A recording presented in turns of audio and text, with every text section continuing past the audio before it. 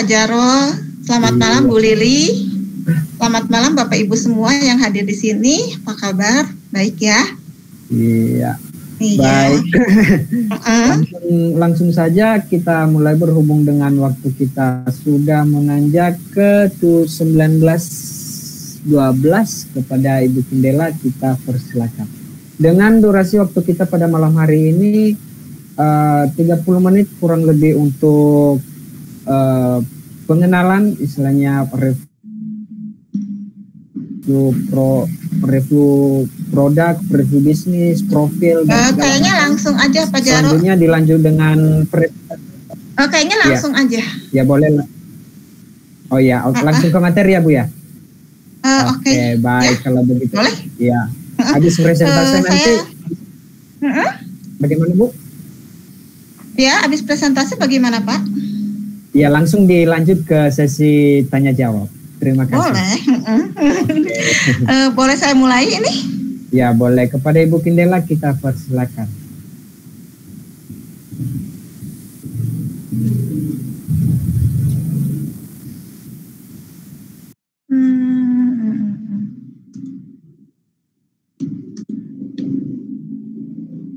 Iya, ini slide-nya udah terlihat belum ya Pak ya?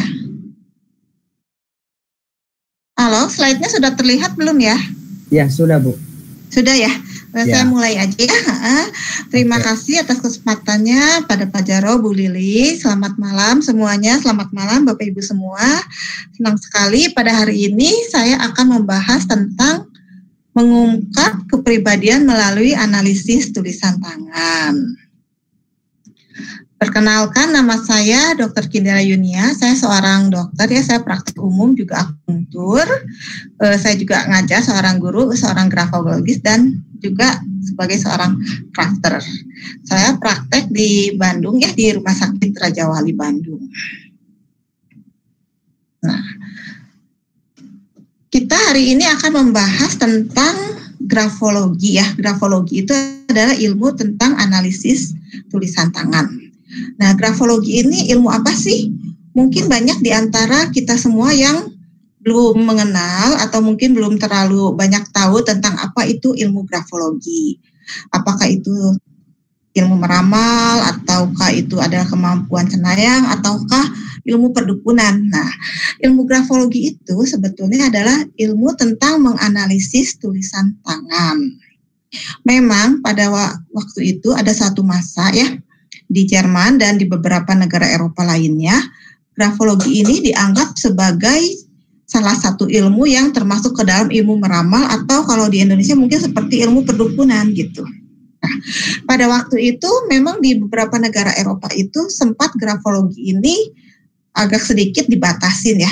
Dan para ahli-ahli grafologi yang merasa kurang nyaman dengan keterbatasan itu, mereka banyak berpindah ke negara lain yang mendukung atau yang tidak melarang, sehingga dan mereka melanjutkan terus mengembangkan grafologinya sehingga ilmu grafologi itu masih terus bisa berkembang sampai saat ini. Di Indonesia sendiri ilmu grafologi ini sudah lama dikenal ya, lumayan ya, mungkin sudah 20 tahun terakhir inilah mulai orang-orang mengenal. Jadi grafologi itu ilmu tentang analisis tulisan tangan, di mana tulisan tangan seseorang itu dianalisis dibandingkan dengan standar tulisan yang berlaku di negara atau di tempat tersebut. Kata grafologi sendiri itu berasal dari kata Yunani, berasal dari dua kata yaitu graphein artinya menulis dan logos artinya ilmu, jadi ilmu menulis. Kata grafologi ini diperkenalkan oleh Abi Michon, seorang psikolog asal Prancis di akhir abad 19.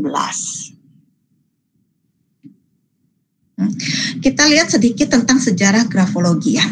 Sebetulnya grafologi ini sudah sangat lama dikenal oleh manusia. Pertama kali dikenal kurang lebih 1000 tahun 1000 sebelum Masehi. Diperkenalkan oleh seseorang yang bernama Huo Josu di China, di mana dia mengatakan dia dapat mengungkap karakter seseorang dari cara dia menulis.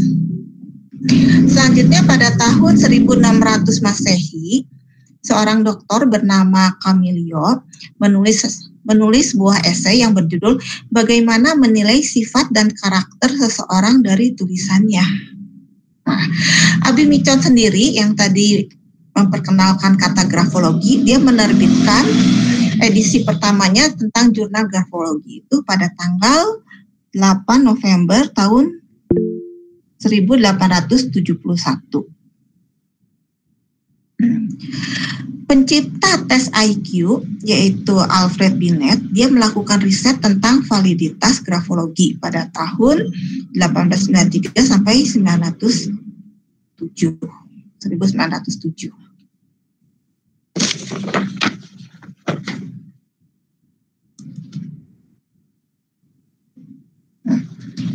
Selanjutnya pada tahun 1920, Max Pulver, seorang psikolog dari Swiss, itu mengenalkan pentingnya dorongan bawah sadar dan tak sadar di tulisan tangan.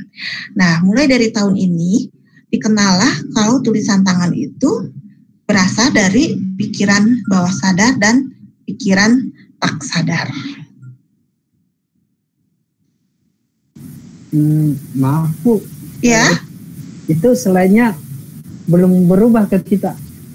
belum berubah. Iya. Ini yang sekarang yang dilihat yang mana slide-nya? Slide pertama. Masih tetap judul? Iya, masih slide pertama. Waduh, gimana nih? Berarti saya stop dulu deh sharingnya coba. Coba ya.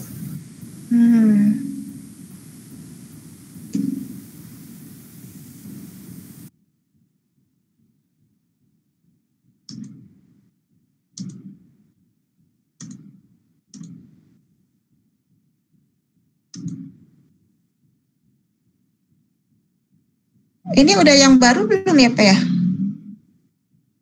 Udah. Halo? Slide sejarah, masuk slide sejarah. Slide sejarah? Iya. Di saya halaman ke-1 ini.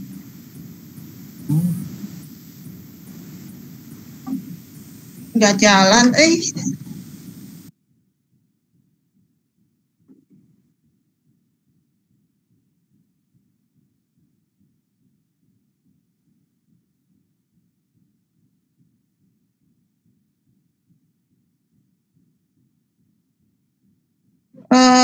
Nah sekarang slide-nya yang mana?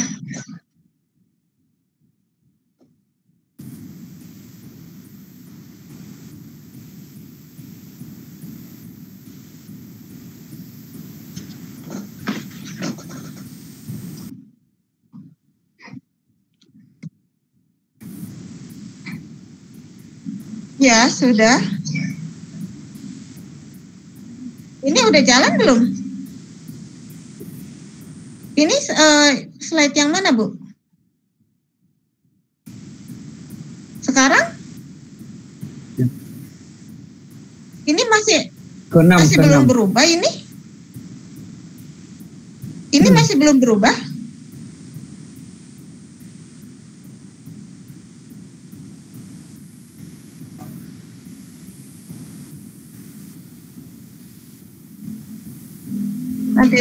Nanti sebentar coba saya ulang dari awal deh.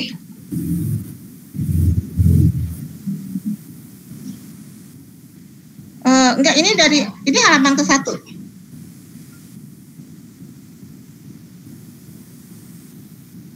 Ini sudah?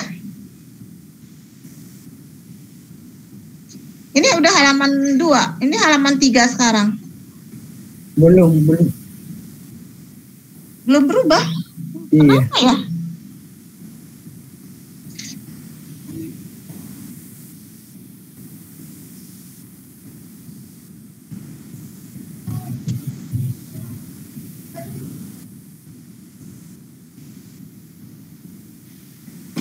Nah ini saya ulang lagi deh. Iya, gimana? Udah kelihatan belum? Iya, ini udah slide ketiga.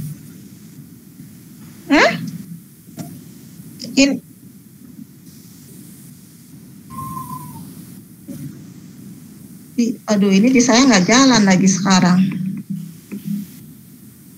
Kok nggak jalan ya? Ya boleh deh, coba. Boleh.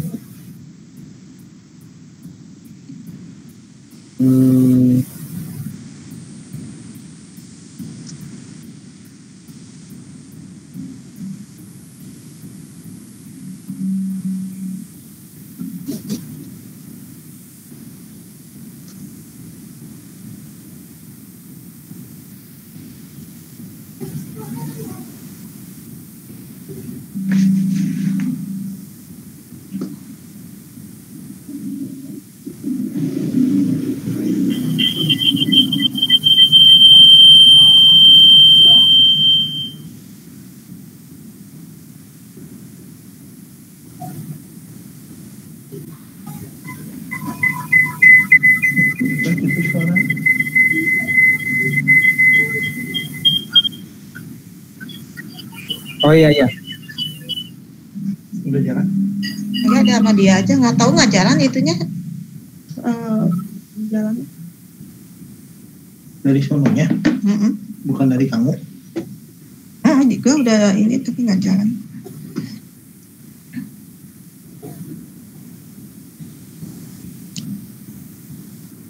Berarti ini udah jalan ya?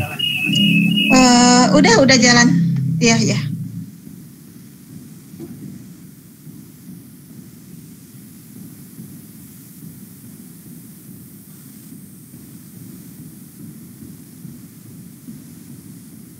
Kita udah nyampe ke slide berapa ya, Bu? Coba maju, Pak. Iya, satu lagi. Next. Next. Ya, sebelumnya.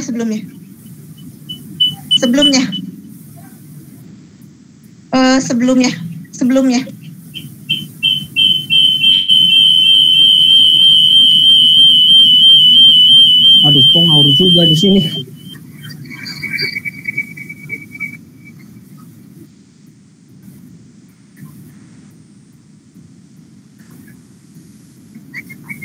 Udah.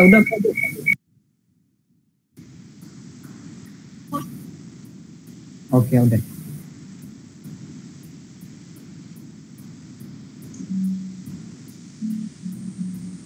Sebentar.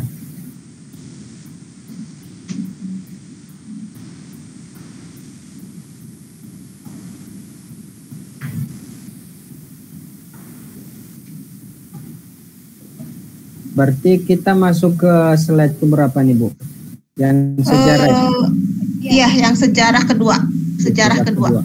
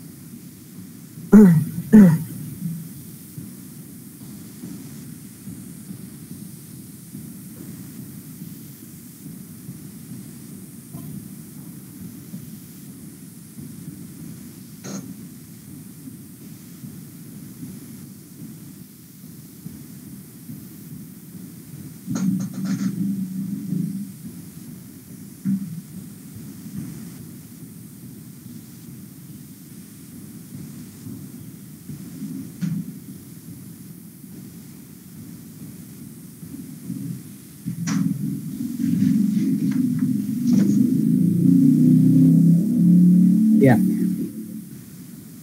Iya. Slide selanjutnya, Pak.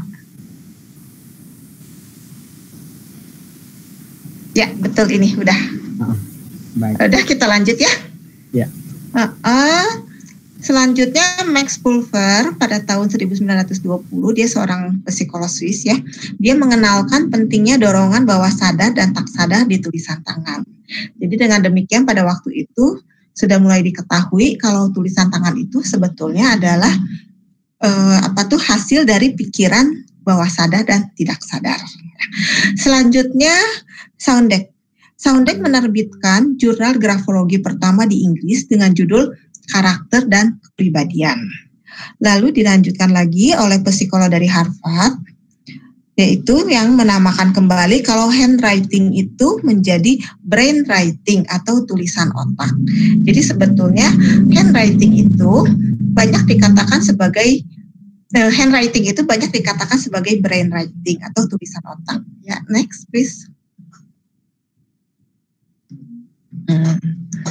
Selanjutnya oleh beberapa psikolog terkemuka seperti Carl Jung, Rudolf, itu dia mulai mempelajari tentang fisikomotorik pada tulisan tangan.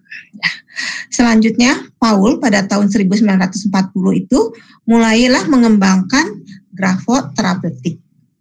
Seorang grafolog dari Jerman bernama Klages, dia membuktikan hubungan antara pengukuran atau assessment grafologi dan psikologis. Jadi grafologi itu mereka mengembangkan, mereka melihat tulisan tangan seseorang dibandingkan dengan standarnya, kalau tulisan tangannya bagaimana, karakter dan kepribadian atau psikologis orang itu seperti apa. Jadi mereka peneliti dicatat yang banyaknya seperti apa, akhirnya jadi muncullah ilmu analisis tulisan tangan.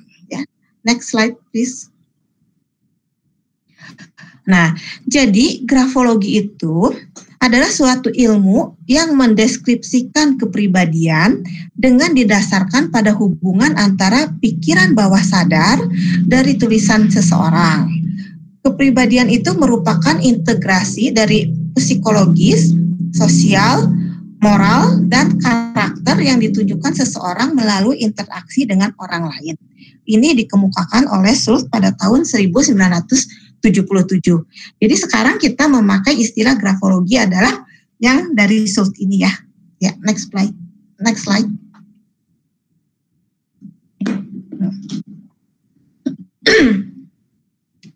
Nah, tadi kan dikatakan tulisan tangan itu atau handwriting itu juga dikatakan sebagai brain writing sebetulnya. Jadi tulisan tangan seseorang itu merupakan hasil dari pikiran sadar dan pikiran bawah sadar dari seseorang yang mencerminkan dan menggambarkan bagaimana karakternya.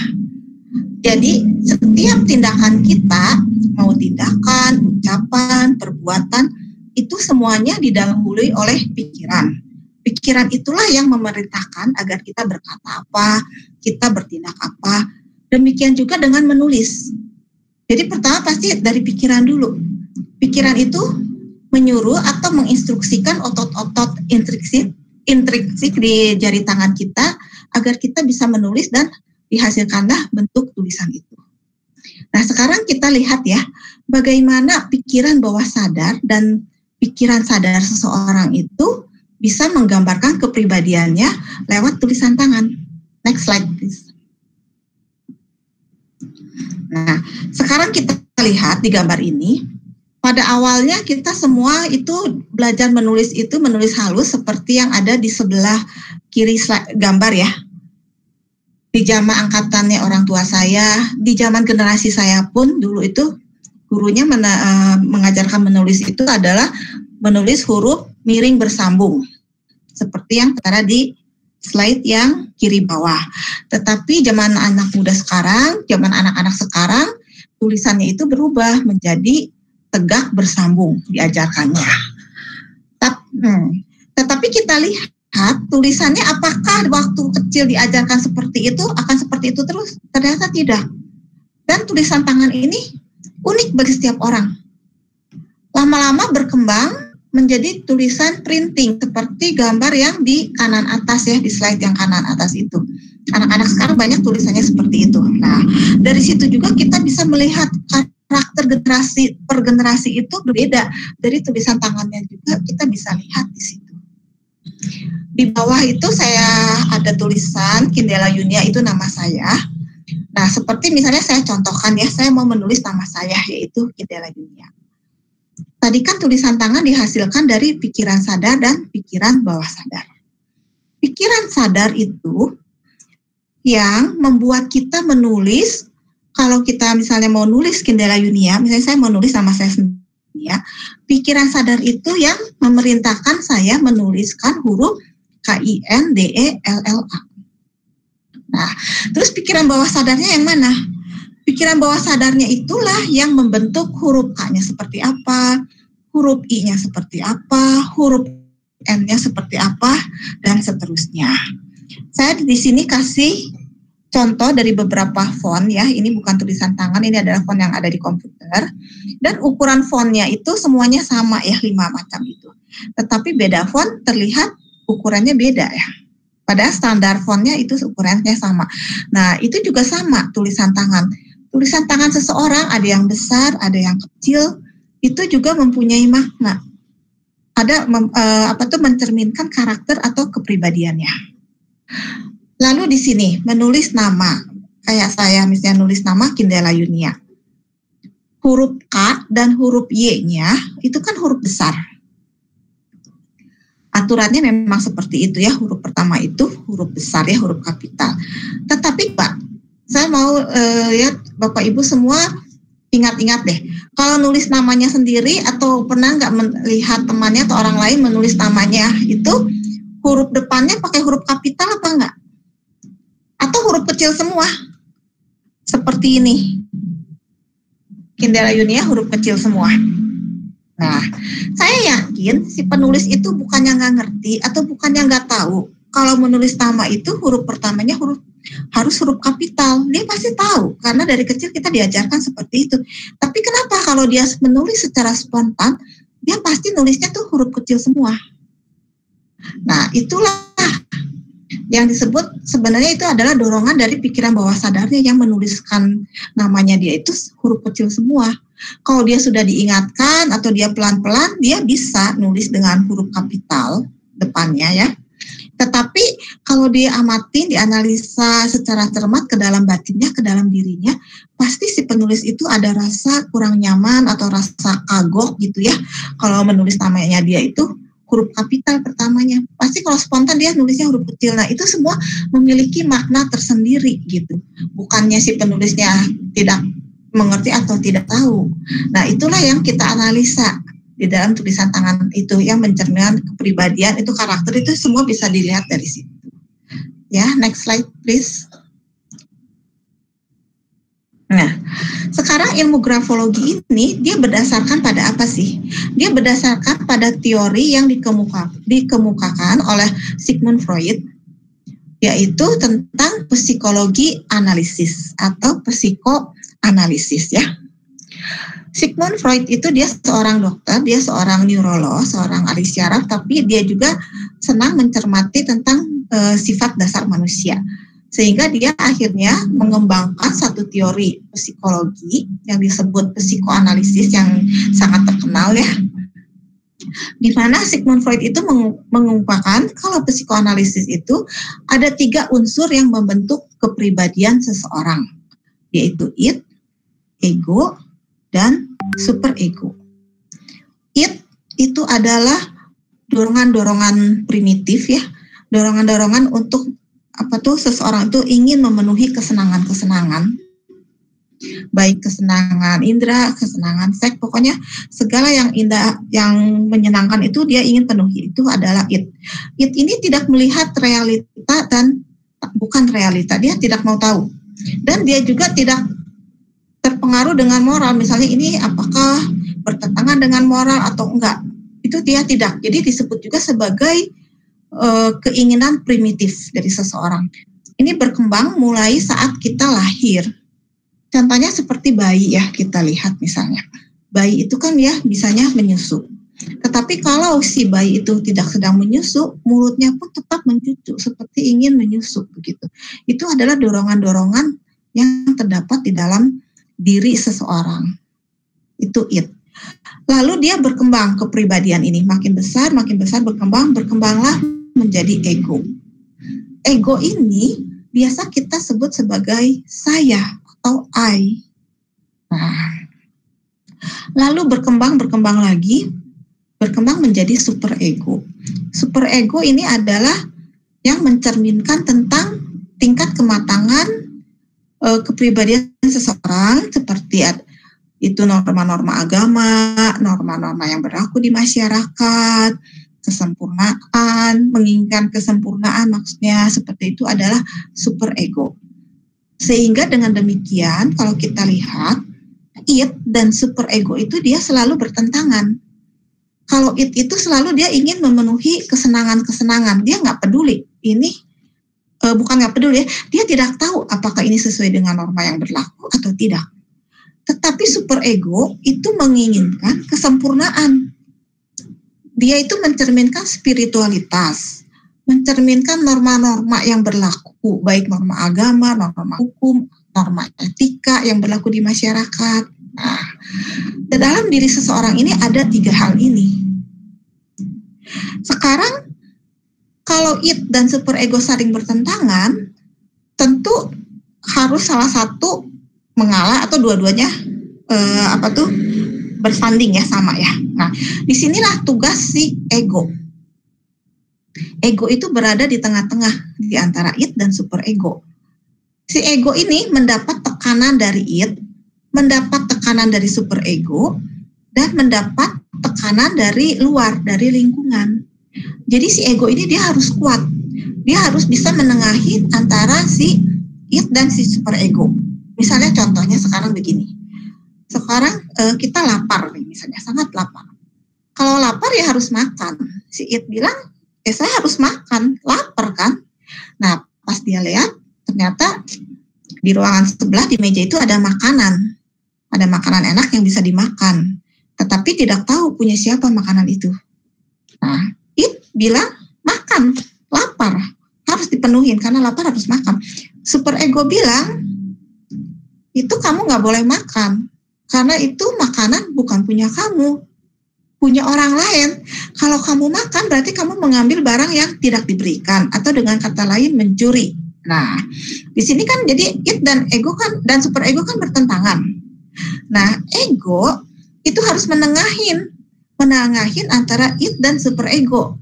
Bagaimana caranya supaya it terpuaskan dan si superego pun terpuaskan? Maka dicarilah jalan. Misalnya dicari makanan itu punya siapa, saya minta dulu. Setelah tahu, minta dimakan. Jadi it puas mendapat makanan dan superego pun puas karena tidak melanggar norma-norma yang berlaku. Atau bisa jadi juga cara lain, misalnya pergilah ke toko membeli makanan dan sebagainya. Nah, jadi kita lihat di sini si ego itu harus kuat ya. Nah, dalam hal mana ego kurang kuat, tentu salah satu akan menang, it atau superego yang menang. Kalau it yang menang, berarti tindakan orang itu, dia akan kerjanya itu mencari kesenangan terus, seperti itu. Dia nggak memperhatikan norma-norma, yang penting saya puas, saya senang. Nah, egonya kalah. Nah, kalau superego yang menang, superego itu inginnya kan kesempurnaan.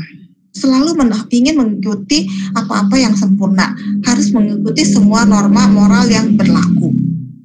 Dalam keadaan ini, si ego itu jadi lemah ya, kalah sama superego, bisa timbullah yang namanya rasa inferioritas.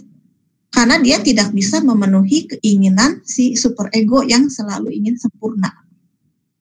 Nah, dalam hal mana it atau superego yang menang, itu akan terjadi masalah mental di dalam diri orang tersebut. Akan timbul konflik di dalam dirinya. Mental yang baik, mental yang sehat itu adalah si ego itu bisa memutuskan atau bisa menyeimbangkan antara it dan superego. Dua-duanya seimbang dan dua-duanya bisa terpenuhi. Itu adalah tugas si ego. Nah, kalau dua-dua seimbang terpenuhi, berarti mentalnya baik ya, mentalnya sehat dan kepribadiannya pun akan kuat. Nah, sekarang kita lihat lagi apa hubungan it, ego dan superego dengan pikiran sadar dan bawah sadar. Next, please.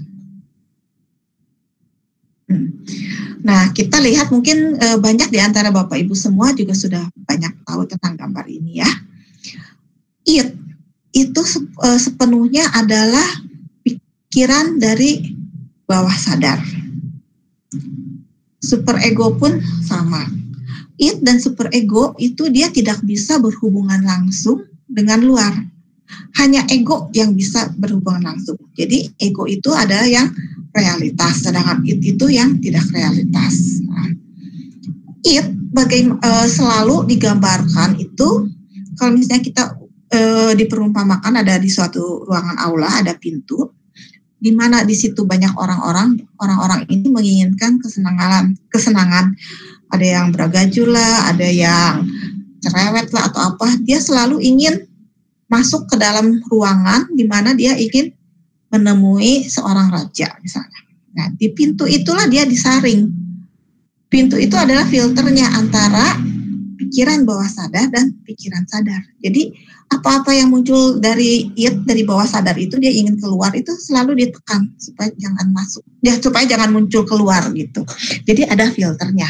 Nah, pikiran bawah sadar itu ada dua, bawah sadar dan tidak sadar. Ini sangat besar sekali ya, sekitar 85 sampai 90%. Sedangkan pikiran sadarnya hanya sekitar 10 sampai 15%. Jadi pikiran bawah sadar ini memiliki potensial dan dia memiliki energi yang sangat besar. Di antara tiga yang tadi yaitu id, ego dan superego, yang memiliki energi itu hanya id. Ego dan superego nggak ada. Ego memakai energinya itu dari id. Nah, jadi di sini tenaga yang paling besar itu adalah tenaga dari pikiran bawah sadar. Pikiran sadar, bawah sadar dan tidak sadar ini juga dikemukakan oleh Sigmund Freud yang disebut dengan tingkatan mental. Nah, itu jadi hubungan antara id, ego dan superego.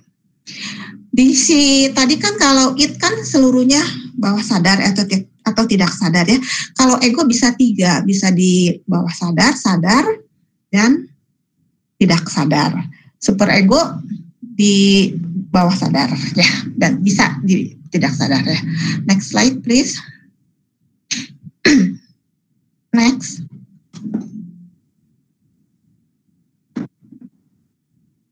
Nah, sekarang bagaimana kita bisa tahu antara id, ego, dan superego itu ke dalam tulisan tangan? Tulisan tangan itu tulisan yang biasa dulu kita belajar, tulisan menulis halus itu ya, seperti contohnya di slide ini, itu dibagi menjadi 3 zona. Zona atas, zona tengah, dan zona bawah. Untuk bisa mendapatkan 3 zona ini, kita pertama kali harus mengambil garis dasarnya atau baseline-nya. Baseline-nya bisa dilihat ya, ini di gambarnya, seperti di bawah, di yang kanan. Nah, zona atas itu upper zone, itu melambangkan superego. Zona tengah atau middle zone itu melambangkan ego. Dan zona bawah, lower zone, itu melambangkan id. Jadi, seperti tadi sudah dibahas ya, ego itu adalah yang paling penting. Ego itulah yang kita lihat sebagai realitanya, yang realistiknya, dan ego itulah yang berhubungan dengan luar. Dia bisa mengumpulkan ke dunia luar, sehingga kalau dilihat dari tulisan tangan ini, dari grafologi ini, maka middle zone atau zona tengah itu sangat penting. Jadi banyak karakter-karakter atau sifat-sifat atau traits dari kepribadian manusia ini yang tergambar atau tercermin di zona tengah ini. Nah, kalau dihubungkan dengan tubuh manusia, berarti zona atas itu adalah bagian kepala ya, karena kita tahu yang berpikir, yang apa itu timbulnya di otak, sehingga yang superego yang tadi, yang spiritualitas, moralitas dan segalanya itu dilambangkan superego itu ada di bagian atas ya, di bagian otak. Sedangkan ego di bagian tengah dan id itu di bagian bawah. Itu mencerminkan tentang dorongan-dorongan seksual, dorongan-dorongan primitif dan energi fisik. Itu melambangkan itu ya, yang lower zone-nya. Next please.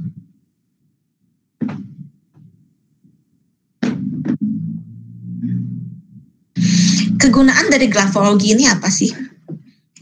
Kegunaannya banyak ya. Yang paling utama itu kan dia tadi untuk melihat kepribadian seseorang.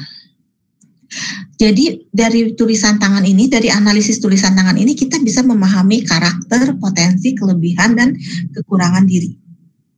Kalau kita sudah tahu kelebihannya kita apa, kekurangannya kita apa, potensi kita apa, kita bisa mengembangkan apa yang kelebihan kita itu kita bisa kembangkan.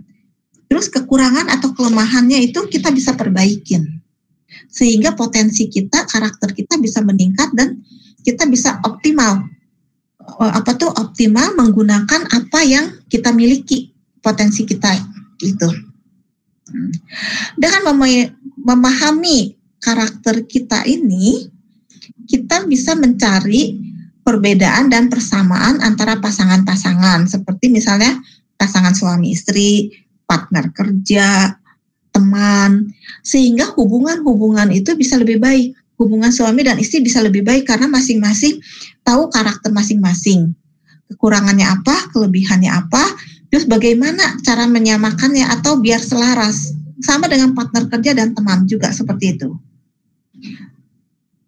Kegunaan lainnya adalah untuk melihat potensi atau mengarahkan penjurusan siswa.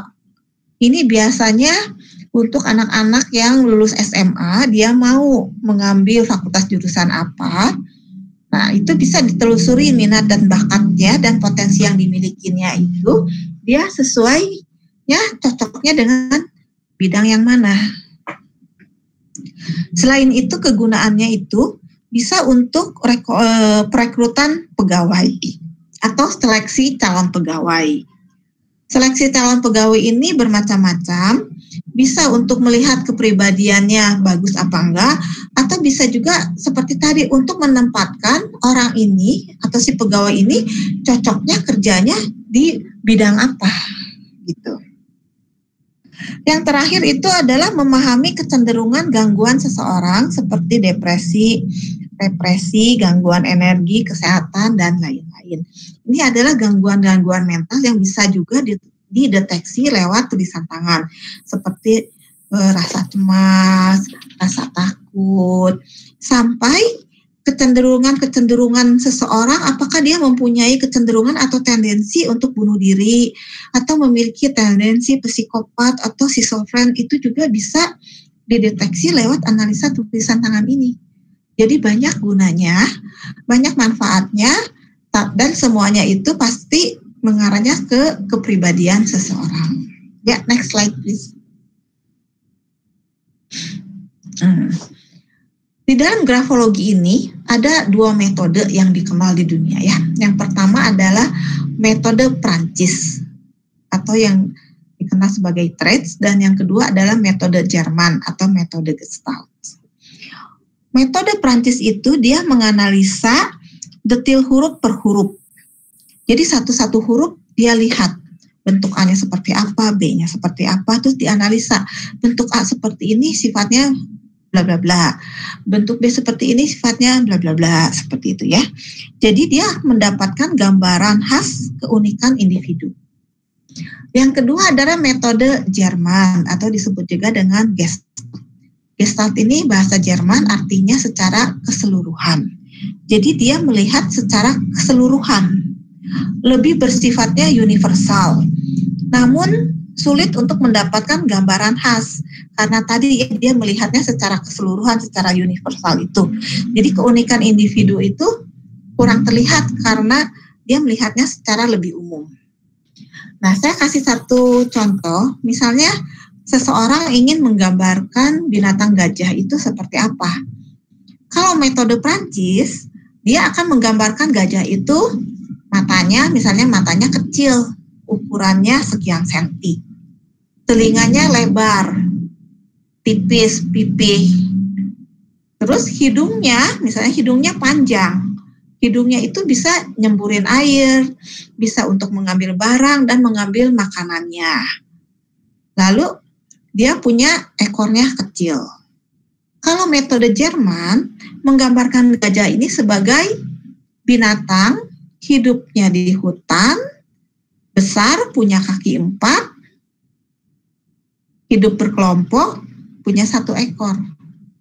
Nah, jadi kita lihat masing-masing, kalau kita lihat dari metode Prancis aja, kayaknya kurang bisa mencerminkan ya. Kalau lihat di Jerman aja juga kayaknya kurang bisa mencerminkan.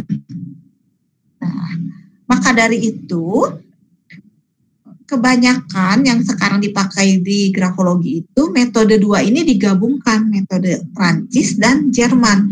Maka dinamakan metode holistik. Sehingga masing-masing kekurangan dan kelebihannya saling menutupin dan menjadikan lebih sempurna. Jadi kalau kayak gajah tadi kan kalau dari Jerman itu adalah binatang, kaki 4, badannya gede, hidup di hutan dan sebagainya. Kalau dari Prancis hidungnya itu panjang, telinganya lebar. Jadi jelas akhirnya ya seperti apa gajah itu. Kalau di tulisan tangan kita bisa lihat kalau metode Prancis atau trait itu seperti contohnya misalnya seseorang cara berpikirnya seperti apa? Apakah dia punya cara berpikir analitik? Apakah dia punya cara berpikir investigatif? Ya kayak gitu. Kalau Jerman dia lihat secara keseluruhan. Misalnya dia lihat orang ini optimis apa pesimis. Orang ini berorientasi ke masa lalu atau ke masa depan. Jadi dilihat dari marginnya, dilihat dari kemiringan tulisannya dan sebagainya. Nah, 2 digabung ini akan menjadikan grafologi itu menjadi lengkap, disebut metode holistik yang biasa banyak sekarang kita pergunakan. Ini adalah metode atau pendekatan grafologi ya. Next please. Nah, tadi grafologi itu kan mencerminkan kepribadian seseorang. Nah, di sini saya memakai ilmu grafologi dari Carros International School of Handwriting Analysis. Nah, Carros membagi personality atau kepribadian ini menjadi 10 aspek. 10 aspek ini adalah aspek kepribadian yang dikemukakan oleh Carros ya. Jadi bukan pembagian kepribadian menurut psikologi umum, tetapi pembagian kepribadian menurut Carros International School of Handwriting Analysis. Yang pertama adalah aspek dari responnya seseorang dan emosionalnya dan juga memori emosionalnya. Nanti kita akan bahas sedikit-sedikit ya di slide selanjutnya. Aspek kedua adalah intelektualitas dan cara berpikirnya. Aspek ketiga adalah konsep diri dan kekuatan egonya. Aspek keempat itu adalah melihat goal dan motivasi seseorang. Aspek kelima adalah dilihat dari produktivitasnya. Aspek keenam adalah hubungan antara dia dengan orang lain, dengan lingkungan dan dirinya sendiri, interpersonal relation. Yang ketujuh adalah kemampuan berkomunikasi. Kedelapan adalah sifat-sifat lainnya yang berhubungan dengan pembelajaran. Sifat 9 dan 10 adalah sifat-sifat yang bisa menghambat seseorang, yaitu fear and defense, mekanisme pertahanan diri dan ketakutan-ketakutan atau kecemasan-kecemasan yang ada. Nah, dari 9 aspek ini, aspek yang ketiga yaitu konsep diri dan kekuatan ego itu merupakan katalisator. Maksudnya itu dia bisa memacu atau mempercepat seseorang dalam suatu tindakan atau berpikirnya. Jadi dia yang membuat seseorang berkembang dengan baik. Sedangkan faktor ke-9 dan ke-10 itu adalah faktor penghambat atau inhibitor. Jadi bila seseorang itu di aspek ke-9 dan 10-nya ini banyak, itu akan menghambat kemajuan dia. Jadi potensi dia yang sebetulnya misalnya potensinya dia ada 8, dengan banyaknya faktor nomor 9 dan 10 ini, dia nggak bisa 8 potensinya. Dia bisa terhambat, bisa 6, 7, 5, dan lainnya. Nah, itulah yang dilihat dari semua aspek ini, bisa dilihat dari analisa tulisan tangan seseorang. Next slide, please. Nah, kita lihat yang pertama emosi ya. Emosi ini bagaimana kematangan emosi si penulis. Apakah dia responsif, hangat, stabil, moody, konsisten, dan sejenisnya. Dari mana kita bisa melihat emosi dari tulisan tangan seseorang? Emosi ini kita bisa lihatnya dari kemiringan ya, dari slant, kemiringan. Nah, jadi nanti tulisan tangan tiap orang itu dilihat kemiringannya berapa derajat. Kalau tegak itu berarti 0 derajat ya. Miring kiri, miring kanan. Miring kiri, miring kanan dibagi menjadi beberapa derajat. Nah, kalau dia 0 derajat atau tegak, berarti emosi si penulis ini biasanya dia nggak kelihatan. Jadi dia sepertinya netral. Mau ada apapun, misalnya hal-hal yang menakutkan, tidak menyenangkan, dia lagi sedih, lagi kecewa, atau dia lagi senang, dia lagi gembira, atau hal-hal ada yang mengejutkan, itu dia terlihatnya sepertinya datar. Jadi netral dia. Jadi orang-orang tuh akan sulit mengetahui dia sekarang lagi sedih apa lagi senang ya. Soalnya kelihatannya biasa aja, netral. Itu yang tegak. Kalau yang miring kiri, nah ini lebih nggak kelihatan lagi. Emosinya nggak ada, hampir nggak kelihatan sama sekali. Dan dia pun kalau misalnya ada hal-hal yang kalau bagi orang lain ini menyentuh perasaan dia untuk kurang sensitif. Baik hal yang tidak menyenangkan maupun hal yang menyenangkan. Jadi kalau misalnya dia ada dimarahin orang, dicaci maki, kan kita nggak enak ya dengarnya ya, sedih, kecewa. Nah kalau bagi dia nggak terlalu berpengaruh. Untuk perasaan senang pun sama. Dia sekarang mengalami perasaan senang, bagi sebagian orang peristiwa ini menyenangkan. Bagi dia kayaknya dia nggak berasa juga. Itu adalah yang miring kiri. Makin ke kiri miringnya, makin nggak berasa. Nah sekarang yang miring kanan. Yang miring kanan itu adalah orang yang responsif, orangnya hangat. Makin miring ke kanan, makin hangat, makin responsif.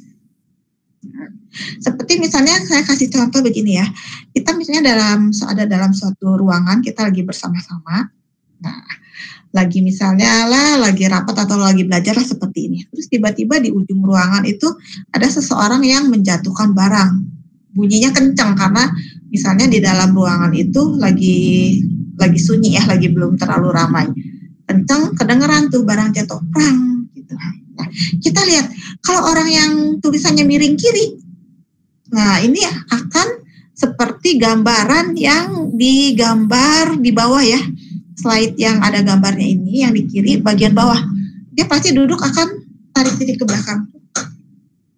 Apa nih? Kalau orang yang tegak berarti dia netral, dia sepertinya tidak ada apa-apa, tidak ada yang terjadi, cuek aja kayak gitu ya, lurus. Kalau yang miring kanan berbeda-beda kan tadi tergantung derajatnya. Kalau miring kanannya sedikit mungkin dia akan kaget dikit, biasa aja. Ada yang lebih kaget misalnya, aduh apa tuh, udah. Tapi ada juga yang begitu dengar perang, orang itu tuh teriak kenceng sampai semua orang kaget kan, nggak tahu ada apa. Nah itu sudah bisa dipastikan dia pasti tulisan tangannya itu sangat miring. Jadi kita lihat di sini ya, tulisan miring ke kanan itu mungkin kalau bagi sebagian orang lebih bagus ya, karena dia responsif, dia hangat, dia lebih ramah. Tapi kalau miring kanannya kebanyakan, akhirnya responsnya kebanyakan, itu juga kan tidak bagus ya. Itu nggak bagus.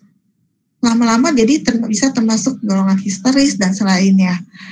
Jadi semuanya itu yang terlalu kurang juga kurang bagus, yang terlalu kebanyakan juga kurang bagus, kayak gitu. Jadi, tapi ini kita nggak melihat bagus atau enggak ya, kita hanya melihat kekurangan dan kelebihan.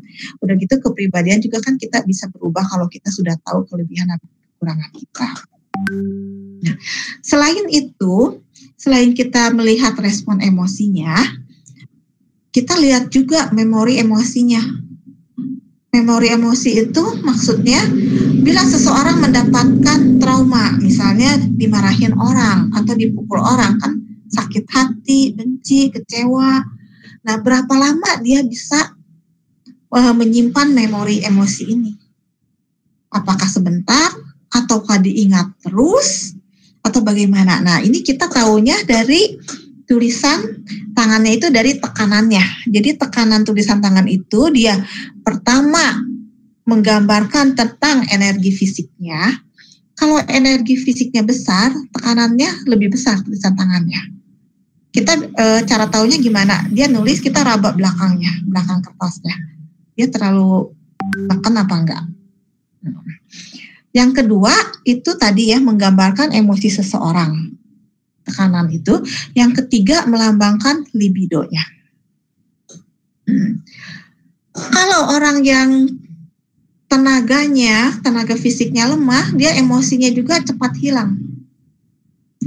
Kalau yang tulisan energi fisiknya besar, berarti tekanannya juga sangat tekan, memori emosinya juga dia lebih kuat, jadi dia lebih lama hilangnya. Kalau yang sedang-sedang itu sama, dia menyimpan memori, tapi ada waktunya. Nggak langsung hilang, ada waktunya, misalnya dalam waktu berapa jam, berapa hari dia simpan, setelah itu dia bisa melupakan. Seperti itu. Jadi kalau diibaratkan, misalnya kita sekarang menulis di lumpur kan lebih cepat hilang.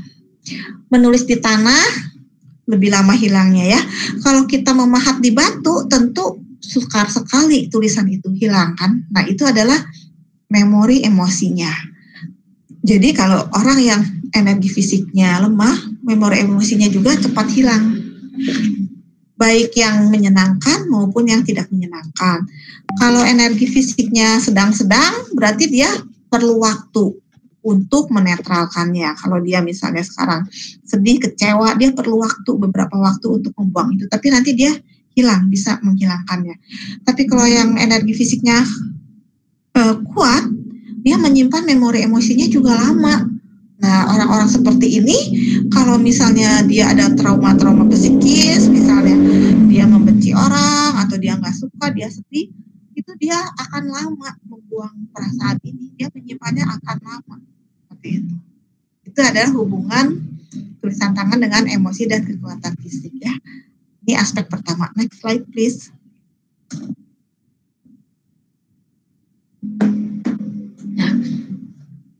Yang kedua adalah proses berpikir. Ini menggambarkan bagaimana si penulis itu menerima dan mengolah suatu informasi yang diterimanya. Apakah dia bisa berpikir kritis, berpikir luas, mudah mendengar masukan, apakah dia memperhatikan secara detail atau tidak, dan lain-lain. Di sebelah kiri ini saya kasih dua contoh ya. Yang atas itu adalah contoh orang menulis huruf M. Huruf M yang biasa diajarkan itu adalah yang di sebelah kanan tanda sama dengan ya. Yang di sebelah kiri dia nulis M itu seperti huruf U ya. Lancip-lancip ke atas gitu ya huruf U. Beda kan kalau M yang seharusnya. Tapi ini maksudnya M. Jadi dua-dua tulisan ini sama ya, many ya artinya. Nah, ini mencerminkan cara berpikir orang. Orang yang tulisan M-nya seperti huruf U seperti ini, dia disebutnya berpikir secara komprehensif atau berpikir cepat. Maksudnya berpikir cepat itu seperti ini. Kalau misalnya ada seseorang menerangkan, itu meskipun itu hal-hal yang baru ya buat dia menerangkan. Nah, dia itu akan cepat nangkepnya. Belum selesai orang itu mendengar penjelasan, dia sudah bisa mengira-ngira nih ke belakangnya kurang lebih apa yang dia maksud, yang dimaksud orang yang menerangkan. Nah, contoh lainnya kalau misalnya ada suatu kejadian, tiba-tiba di kerumunan banyak orang, tiba-tiba ada dua orang yang bertengkar nih, nggak tahu masalah apa. Dia melihat bertengkar, dia melihat dua orang bertengkar ini. Dia udah langsung bisa mengambil gambaran atau mengambil suatu kesimpulan akhirnya bakal bagaimana dua orang ini. Apakah akan berakhir dengan perkelahian atau damai atau apa, dia bisa cepat menangkapnya seperti itu, bisa mengolahnya. Itu yang berpikir cepat. Nah, huruf M yang di bawah, ini dia bisa dilihat ya, ini bunder-bunder ya atasnya. Ini adalah cara berpikir orang metodik atau cara berpikir orang yang harus step by step. Jadi kalau misalnya dia belajar, misalnya anak sekarang belajar di sekolahnya, ada satu buku yang harus dia pelajari, misalnya satu mata pelajaran. Satu mata pelajaran itu dia punya 10 bab misalnya. 10 bab dari bab 1 sampai bab terakhir itu tingkat kesulitannya kan makin ke belakang makin tinggi misalnya. Nah, si anak yang berpikir metodik, yang tulisan M-nya melengkung itu, dia harus mempelajarinya step by step. Jadi dia harus belajarnya dari bab 1 dulu. Bab 1 dia udah bisa, terus bab 2, bab 3, dan seterusnya. Jadi dia harus satu-satu. Tetapi kalau orang atau anak yang berpikir cepat, yang tulisannya seperti di atas, yang tulisan M-nya seperti huruf U, seperti huruf W atau huruf N seperti huruf U. Nah, anak seperti ini, dia sekarang belajar bab 1, terus belajar bab 2. Dia bisa langsung tuh loncat ke belakang, ke bab 8, ke bab 9, tapi dia bisa kuasain. Kayak gitu. Nah, dalam hal ini kita nggak bisa bilang kalau anak yang atau orang yang berpikir cepat ini lebih pandai ya, orang yang step by step ini lebih bodoh, itu enggak. Itu masing-masing punya kekurangan dan kelebihannya masing-masing. Maka dari itu kepribadian itu nggak ada yang kepribadian ini jelek, kepribadian ini bagus. Masing-masing punya kelebihan dan kekurangannya. Nah, di antara dua cara berpikir tadi, yang berpikir cepat itu dia bisa langsung cepat mengambil kesimpulan. Yang berpikir step by step, dia harus step by step. Sehingga mungkin kalau mempelajari hal yang baru, yang berpikirnya step by step itu perlu waktu lebih lama.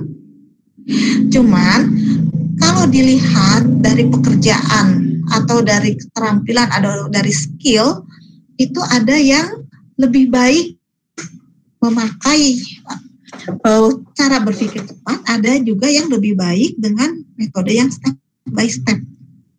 Contohnya seorang guru. Seorang guru dia itu akan lebih baik dalam mengajar kalau dia memiliki cara berpikir yang step by step.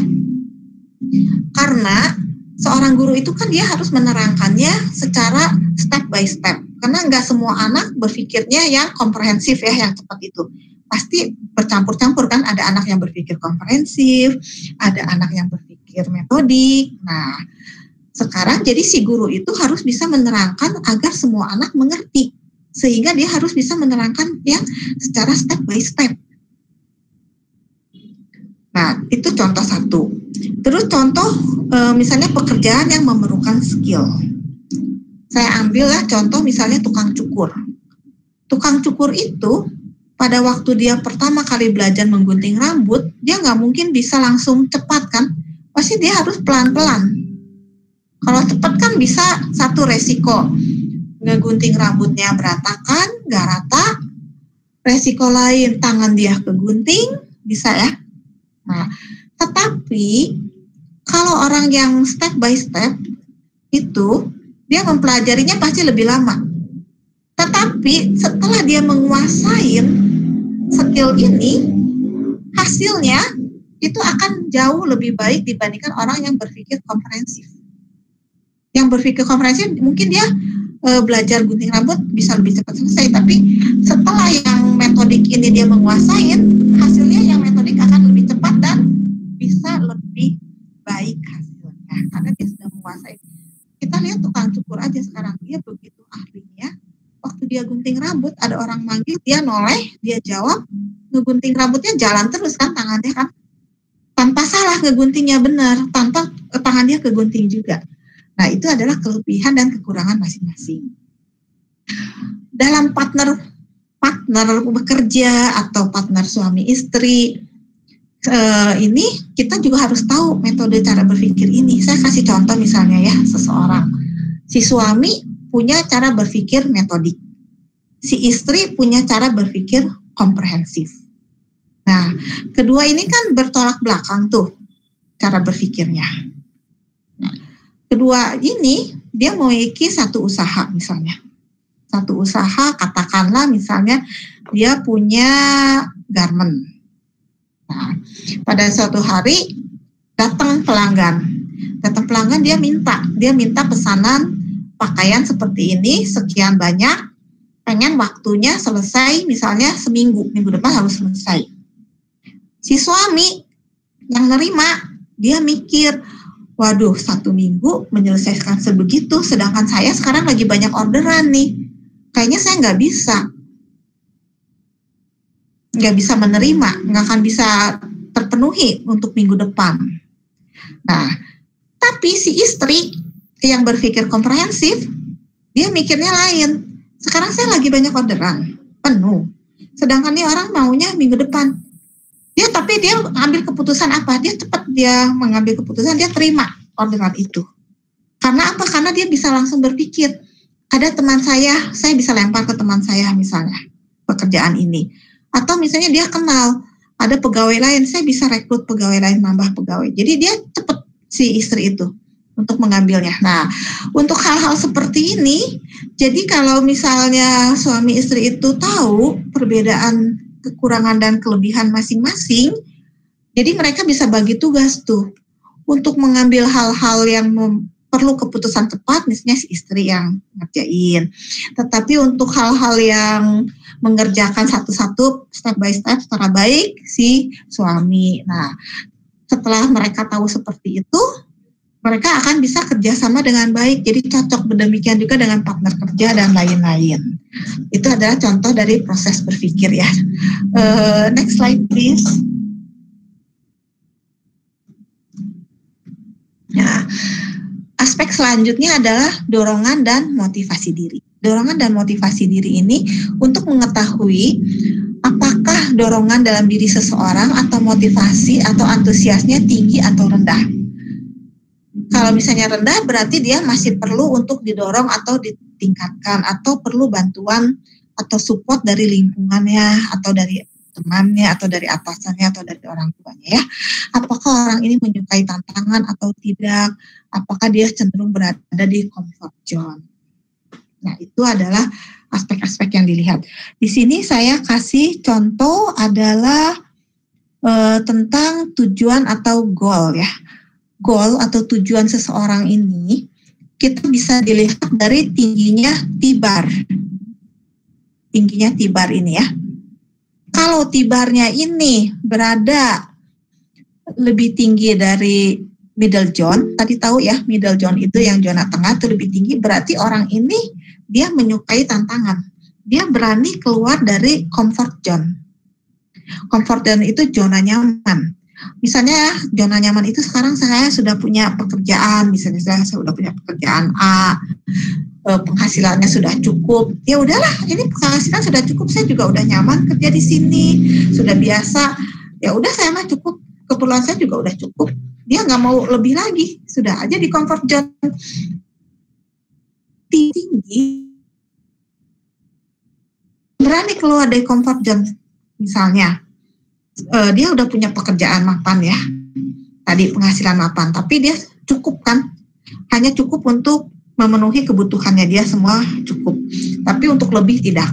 Orang yang menyukai tantangan, dia akan cari yang lain, cari peluang yang lain. Dia bisa, misalnya dia berani tinggalkan dulu pekerjaan ini, dia mencari yang lain yang lebih tinggi. Itu adalah orang yang menyukai tantangan. Tapi menyukai tantangan ini juga kita harus pertimbangkan ya, pertimbangkan apakah kita itu bisa memenuhinya atau tidak. Jangan sampai akhirnya kita merugikan atau mencelakakan diri kita sendiri. Nah, kalau T-barnya itu ada di pas di atas middle zone, itu sudah bagus. Tapi kalau di bawah itu berarti dia kurang, motivasinya kurang, untuk mencapai goalnya kurang. Jadi kalau menurut istilah orang sih, ya nerima apa adanya lah gitu. Saya sekarang kayak begini, ya sudahlah kayak gitu, tidak mau berusaha lebih gitu. Tetapi kalau yang T-barnya itu tinggi sekali, bahkan nggak nempel di si batang T-nya, itu adalah termasuk ke dalam yang dinamakan daydreaming. Jadi mimpi di siang bolong, jadi seperti penghayal ya, dia menginginkan yang tinggi-tinggi, yang muluk-muluk, yang mana dia tidak akan mungkin bisa mencapainya. Jadi itu juga kurang baik. Itu ada dilihat dari T-bar, itu motivasi dan lainnya ya. Motivasi dan dorongan juga banyak hal-hal lainnya. Saya baru kasih contoh ini aja satu ya. Ya, next slide please.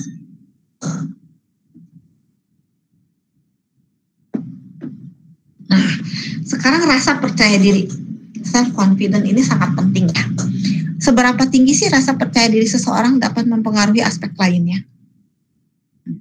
Rasa percaya diri ini mempengaruhi aspek lainnya itu sangat besar. Sekarang katakanlah seseorang dia memiliki potensi yang sangat tinggi ya.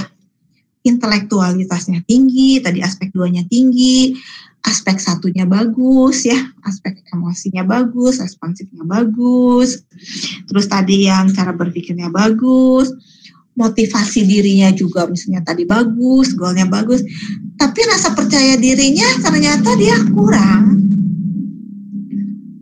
Nah, dengan rasa percaya diri yang kurang ini, intelektualitas dia yang tadi yang tinggi, motivasi yang tinggi itu nggak akan bisa optimal. Dia nggak bisa menunjukkan dirinya sesuai dengan potensi diri yang dia miliki sebetulnya. Nah, di sini sangat penting ya, analisis tulisan tangan ini dia bisa lihat rasa percaya diri seseorang itu cukup apa enggak sih? Soalnya pengalaman saya itu banyak melihat anak-anak, terutama lagi itu saya ada koas bimbingan saya, anaknya cukup baik, cukup pintar, bagus, prestasinya bagus, tapi anaknya tuh gimana ya, nggak menonjol gitu, nggak bisa nonjol. Pas saya lihat tulisan tangannya, ternyata rasa percaya dirinya dia tuh kurang, sedangkan motivasinya cukup tinggi, intelektualitasnya tinggi. Nah, hal-hal yang seperti ini kan sayang gitu loh. Dia punya potensi diri yang tinggi, tapi dia tidak bisa mengaktualisasikannya atau mengeksistensikan dirinya sesuai dengan potensi dirinya yang tinggi itu. Nah, di sini rasa percaya diri itu sangat penting, dan ini bisa salah satunya dilihat dari tulisan tangan. Soalnya kadang-kadang karakter kepribadian itu kan tadi ya, banyaknya itu di alam pikiran bawah sadar ya. Jadi seseorang itu kebanyakan itu dia tidak menyadari kalau dia itu misalnya mengalami kurangnya penghargaan pada diri sendiri, ataukah dia ada kekecewaan dalam diri, ada ketidaknyamanan. Biasanya orang kurang menyadarin seperti itu.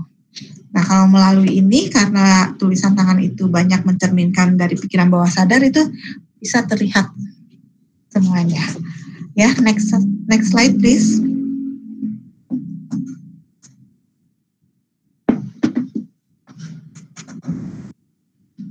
Aspek selanjutnya adalah produktivitas. Di sini dia melihat keteraturan, disiplin, perencanaan, inisiatif, kecepatan, vitalitas energi, dan berbagai hal yang berkaitan dengan produktivitas penulis. Dalam analisis tulisan tangan ini, di dalam aspek produktivitas itu bisa dilihat apakah seseorang mempunyai inisiatif atau enggak. Inisiatif itu adalah kemampuan atau dorongan spontan dari dalam dirinya sendiri untuk memulai suatu pekerjaan. Itu bisa dilihat dia punya inisiatif atau enggak, apakah dia perlu didorong orang lain atau enggak.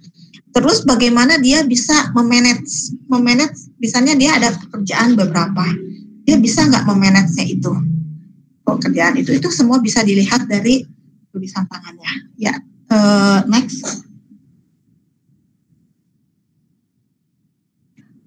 Aspek selanjutnya adalah relasi sosial dan komunikasi. Relasi sosial ada kecenderungan dari tipe sosial, dia ekstrovert atau introvert. Ekstrovert dan introvert ini sebetulnya tadi kita sudah lihat dari aspek nomor 1 ya, yaitu dari aspek emosi ya, dia dilihat dari kemiringan tulisannya. Kalau yang ekstrovert itu berarti dia tulisannya miring kanan, kalau yang introvert itu dia tulisannya miring ke kiri. Nah, sekarang komunikasi. Komunikasi itu melihat kecenderungan komunikasinya. Dia apakah tipe verbal, tipe tertulis, apakah luwes, suka berargumen, dan sebagainya. Nah, saya kasih contoh satu, cara berkomunikasi seseorang itu kita bisa lihat dari huruf O. Kalau huruf O-nya tertutup, bundar ya, kalau huruf O itu bundar ya, tertutup, berarti orang ini itu bisa pegang rahasia. dia bisa pegang rahasia, tetapi kekurangannya orang ini jarang ngomong. Jadi kalau misalnya untuk menerangkan yang panjang-panjang atau untuk dia menceritakan sesuatu itu kurang baik karena dia pegang rahasia dan dia sifatnya seperti pendiam gitu, dia kurang. Kalau huruf O-nya itu tidak tertutup atau menganga, huruf bundernya itu, lingkarannya itu menganga, berarti dia itu orangnya talkatif atau dengan bahasa umum kita bilang dia cerewet ya, misalnya seperti itu. Dengan cerewet, tapi dengan cerewet ini dia punya kelebihan. Kalau dia menerangkan, dia bisa langsung banyak ngomongnya panjang-panjang. Lalu kalau misalnya dalam suatu rapat tanpa perlu diminta pendapat, dia bisa langsung ngomong sendiri. Kalau yang tadi tertutup, dia kalau nggak ditanya, dia diam aja. Walaupun dia pengen ngomong, dia nggak akan ngomong biasanya. Tapi kalau yang terbuka, tanpa diminta pun dia akan komentar sendiri, dia akan ngomong sendiri. Kekurangannya, dia nggak bisa pegang rahasia, karena dia sering suka ngomong. Jadi kalau ada orang, jangan ngomong ya ini, nanti sebentar kemudian dia pasti akan cerita, menurut si ini begini loh, begini. Nah, itu adalah kekurangan dan kelebihan masing-masing. Itu contohnya ya. Next please. Nah, aspek lainnya itu bisa juga termasuk ke dalam bakat-bakat tambahan. Bakat-bakat tambahan ini seperti potensi-potensi tambahan, apakah dia kreatif, imajinatif, apakah dia punya daya seni yang tinggi, dan sejenisnya. Ini contohnya saya kasih yang di sebelah kiri itu adalah imagination abstrak. Imagination abstrak ini seseorang yang bisa memiliki kemampuan itu pemikiran-pemikiran yang dia bisa memikirkan suatu hal yang harus dipikirkan. Maksudnya begini ya, misalnya contohnya sekarang dia seorang anak, dia ada tugas prakarya misalnya. Tugas prakarya ini gurunya ngasih tugas, kalian buatlah satu prakarya yang terbuat dari bahan limbah. Misalnya limbahnya itu kain perca. Nah, si anak yang memiliki imagination abstrak ini, dia udah langsung bisa berpikir, limbah kain perca ini bisa dibuat apa? Misalnya bisa disambung-sambung bikin tas, bisa untuk bikin tempat pensil. Misalnya, bisa untuk bikin hiasan dinding gambar-gambar, bisa untuk bikin aksesoris jepit, misalnya aksesoris kalung dan lain-lain. Itu seseorang yang memiliki imagination abstrak.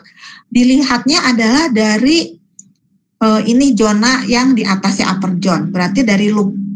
Loopnya yang contoh di sini adalah loop di huruf L. Tetapi tidak hanya loop di huruf L, yang huruf-huruf yang memiliki upper zone itu semua yang ada huruf loopnya itu bisa dilihat. Jadi kalau misalnya huruf H, huruf B bagi sebagian besar juga ada loopnya, huruf A. Nah, kalau loopnya yang di atas itu besar, berarti dia bisa memiliki pemikiran seperti itu. Itu adalah imagination abstrak. Ada lagi satu lagi, imagination fisik. Imagination fisik itu dia dilihatnya dari upper zone. Jadi kalau itu huruf large, huruf G itu kan dia punya lower zone ya, yang ke bawahnya itu dia loopnya gede dan panjang, berarti dia punya kemampuan. Kalau yang contoh tadi, misalnya seorang anak disuruh bikin prakarya dari kain pecah, nah kalau yang dia punya loop di bawahnya besar, lower loopnya besar, dia bisa membuat kain perca itu menjadi sesuatu barang yang jadi. Misalnya kain perca ini dia mau bikin tempat pensil, jadi dia bisa gunting, jahit, pasang resleting atau kancing sehingga jadi bendanya. Nah, kalau yang orang yang tidak memiliki itu biasanya itu harus perlu bantuan orang lain atau perlu ide-ide dari orang lain. Kalau dia punya bakat tambahan seperti itu, dia bisa sendiri. Nah, jadi bakat tambahan ini itu juga bisa dipakai untuk menentukan pekerjaan yang sesuai. Kalau pekerjaan-pekerjaan seni bias seperti memahat, terus bikin patung, itu biasanya harus yang punya imagination fisiknya yang bagus, yang gede-gede, yang bisa. Ya, lanjut. Next, please. Nah, sekarang aspek yang terakhir ya, aspek ke-9 dan ke-10, yaitu yang disebut dengan hambatan fear dan hambatan defense. Ini disebut hambatan ya, karena walaupun seseorang dia punya potensinya tinggi, tetapi dia memiliki fear dan defense yang banyak, itu bisa menghambat dia, menghambat perkembangan kepribadiannya, menghambat potensi dirinya. Jadi dia sayang ya kehambat makan. Dan fear dan defense ini biasanya banyak orang yang nggak menyadarinya juga. Nah, hambatan fear itu adalah kecemasan dalam diri yang dapat mempengaruhi aspek-aspek lain secara negatif. Fear ini ada beberapa yang termasuk ke dalam kelompok fear ini. Di antaranya adalah dia misalnya senangnya pengennya dapat perhatian terus dari orang. Kalau nggak diperhatiin, kecewa apa kayak gitu. Itu bisa mengganggu. Bisa juga fear ini salah satunya adalah sensitive to criticism. Sensitive to criticism ini dia sangat sensitif, dikritik sedikit atau orang-orang ngomongin sedikit nggak enak, dia pasti langsung kecewa atau sakit hati atau sedihnya sangat mendalam. Kalau sensitif to criticism-nya ini tinggi, itu dia juga bisa setengah-setengah, rada-rada parno gitu ya. Contohnya misalnya dia sekarang makan di restoran nih, di resto. Resto itu kan banyak ya, ada beberapa orang yang lagi makan. Terus tiba-tiba dia lihat ke meja ujung, di meja ujung itu misalnya ada yang makan 4 orang. Ada yang makan 4 orang ini, 2-an lagi bisik-bisik. 2-an lagi bisik-bisik, terus 2-an itu ketawa. Kebenaran pas dia lihat lagi orang itu ketawa, yang berdua itu pas lagi melihat ke arah dia. Dia langsung mikirnya, aduh itu orang kayaknya ngetawain saya ya, atau apa. Padahal kan kemungkinan besar enggak ya. Nah itu kalau orang yang sensitif to criticism-nya yang tinggi itu bisa seperti itu. Jadi itu dia sangat tersiksa ya kalau seperti itu. Udah gitu dia juga takut memulai yang sensitif to criticism ini. Takut memulainya kenapa? Karena dia takut orang itu mengkritik dia atau menilai dia itu kurang baik. Seperti misalnya penampilannya, aduh ini orang lihat penampilan saya gimana ya, bagus apa enggak ya. Nah itu seperti itu.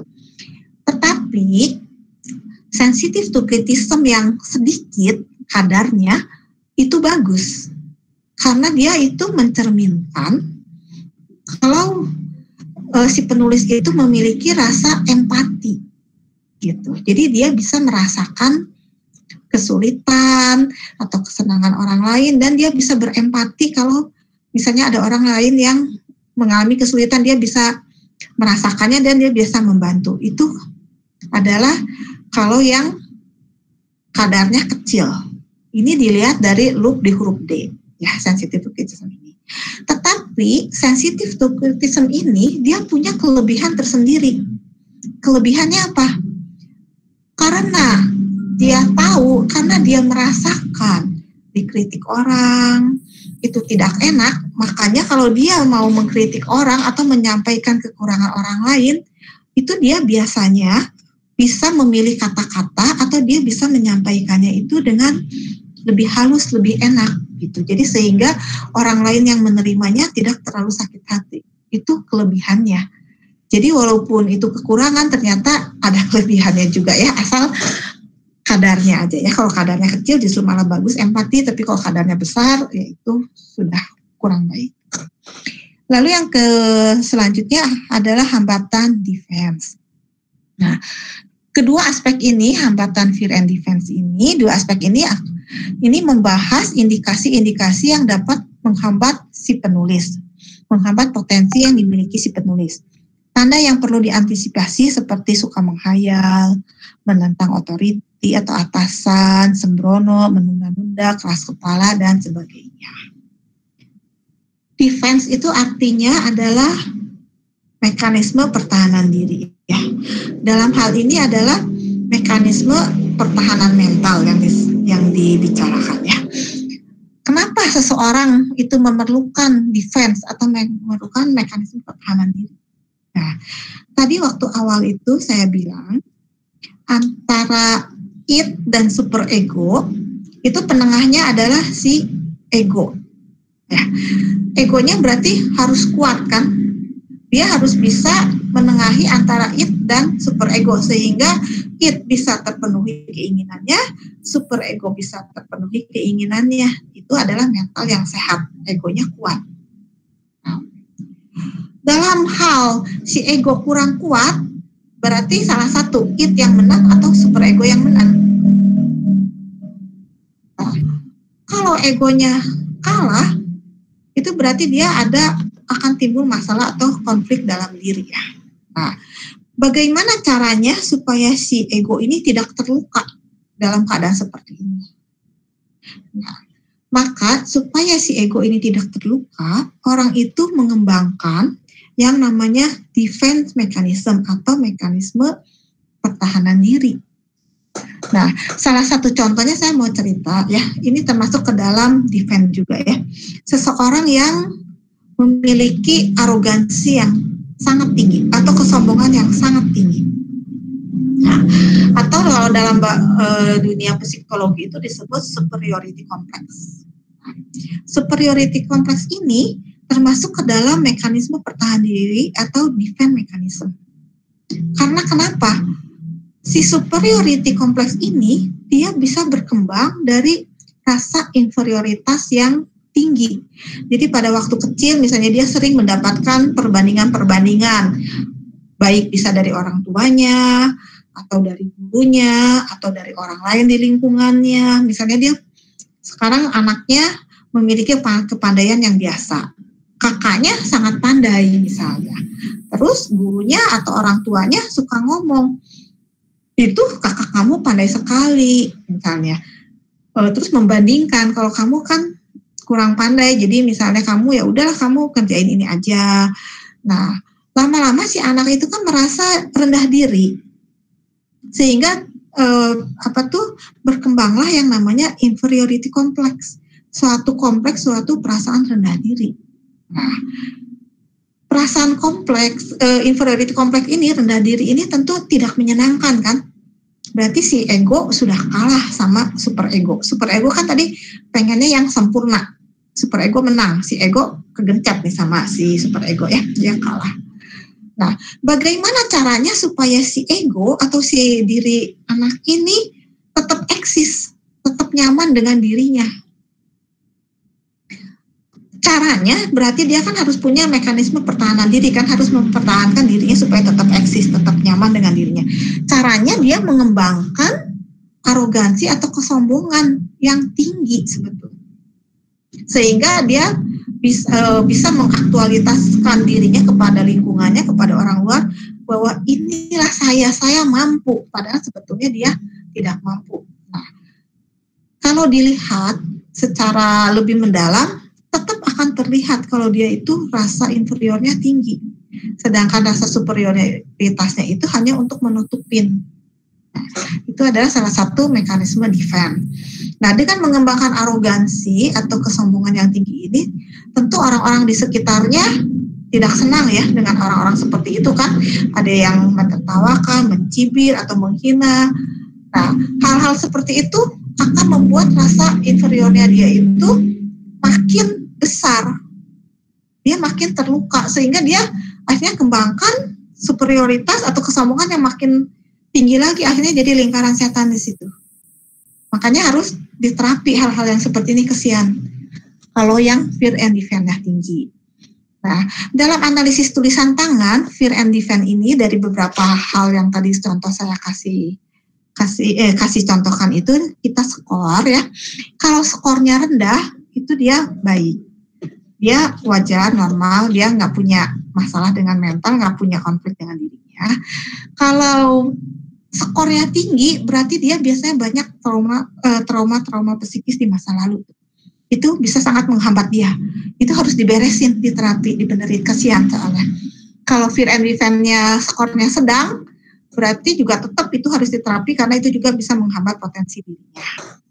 Nah, contoh tulisan yang saya kasih di sini yang termasuk ke dalam fear dan defense itu yang pertama yang di kiri atas adalah defiance ya. Defiant itu kita lihat dari huruf K bakalnya itu yang tinggi ke atas.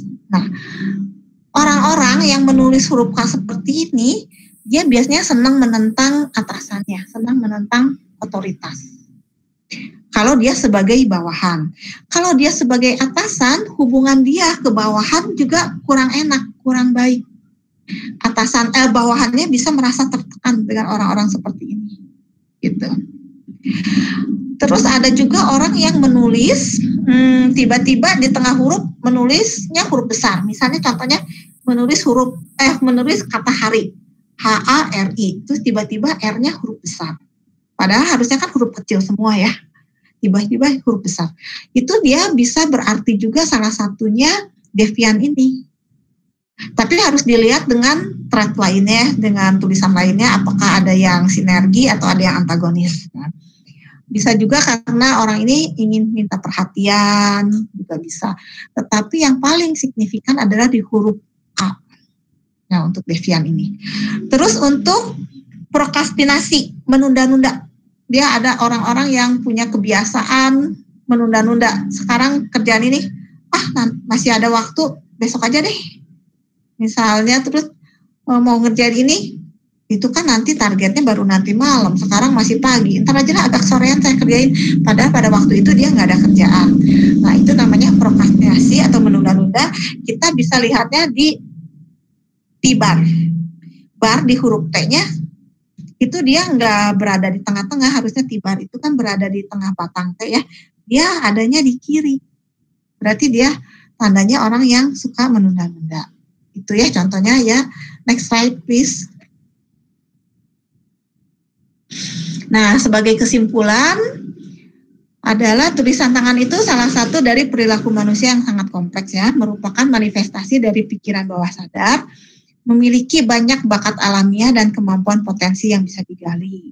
Sehingga dengan demikian analisis tulisan tangan dapat digunakan untuk mengenal dan meningkatkan karakter atau kepribadian seseorang.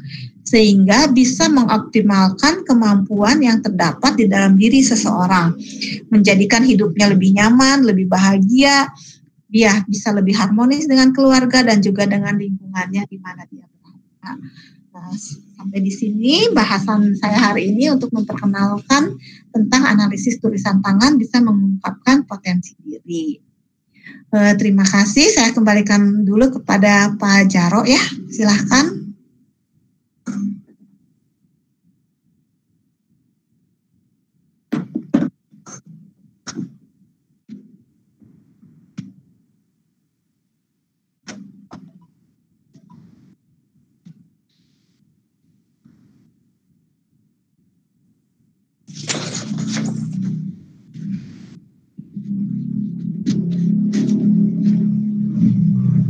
Silakan Pak Jaro.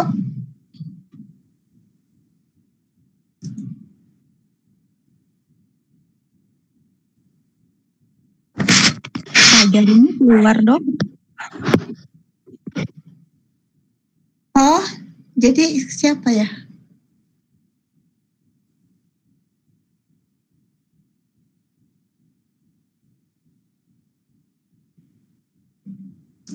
Ya, silakan. Siapa yang mau melanjutkan ke tanya jawab atau apa ya sekarang, Bu Lili?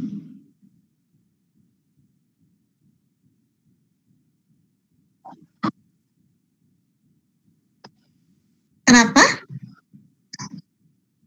Ya silakan.